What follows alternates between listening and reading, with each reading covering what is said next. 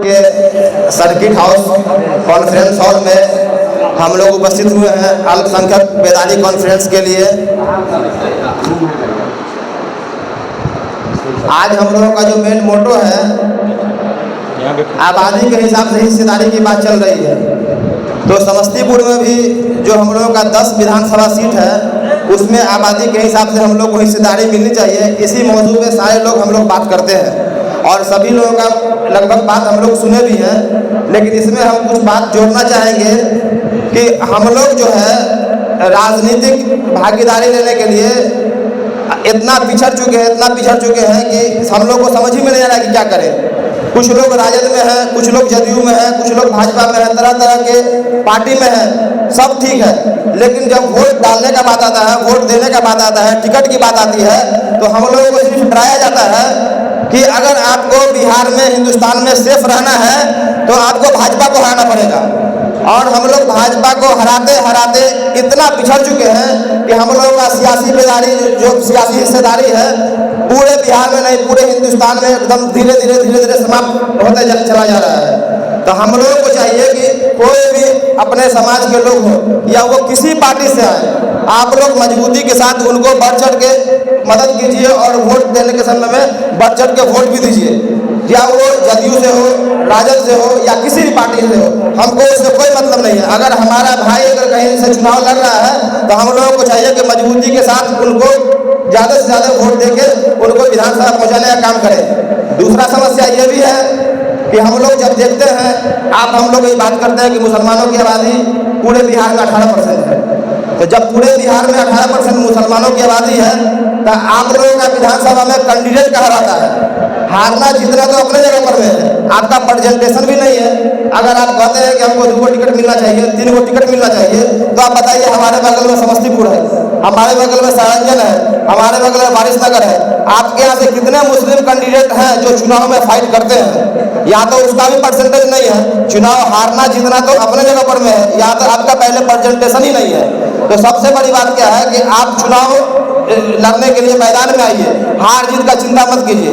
हारने और जीतने से नहीं होगा। जब तक आप फील्ड में नहीं आएंगे तब तक आप हार जीत का ख्वाब भी नहीं देख सकते हैं। तो हम ये भी कहेंगे आप लोगों को कि आप लोग हर एक जगह से, किसी भी पार्टी से हो, किसी भी दल से हो, मजबूती के साथ कोई न किसी को वैसे लोगों को चुनाव भी आगे लड़ना चाहिए, और नहीं तो हम लोग धीरे धीरे पिछड़ते चले जाएंगे। अभी हम लास्ट टाइम जैसे बताया आपको कि हम लास्ट टाइम चुनाव लड़े थे वारिसनगर विधानसभा से, तो वहाँ 20 कैंडिडेट थे, जिसमें मेरा 6ठा नंबर पे आया। इतना वोट आया कि हम लोग 6ठे नंबर पे आए।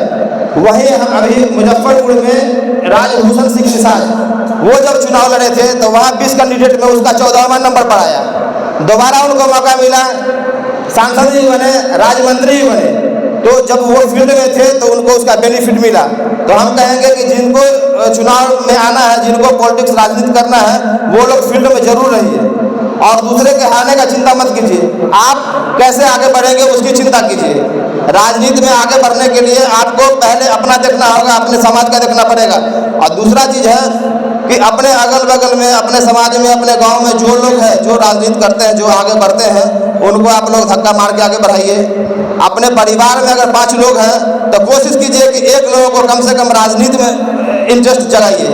बिजनेस करना है, सब कुछ करना है, सब अपने जगह पर में है, लेकिन आपको राजनीति में हर हाल में इंटरेस्ट दिलवाना पड़ेगा उनको, चाहे जैसे भी हो। अगर आप राजनीति में इंटरेस्ट नहीं दिलवाते हैं तो कल के डेट में आपको किसी का पैरवी कराना हो, थाना पर जाना हो, ट्रांसफर कराना हो, किसी तरह का मामला आएगा तो आपका कोई सुनने वाला नहीं है। एगो साहिल भाई से बहुत ज़्यादा आपका पूरे समस्तीपुर, पूरे बिहार में काम नहीं हो सकता है। तो बहुत तरह का मामला है, उनके पास लोड है। तो आप चाहिए कि भाई अगर बिहार में है, हिंदुस्तान में है, तो अपने लोगों को देश चलाने के लिए, बिहार चलाने के लिए शासन और प्रशासन से ही काम लेना पड़ेगा।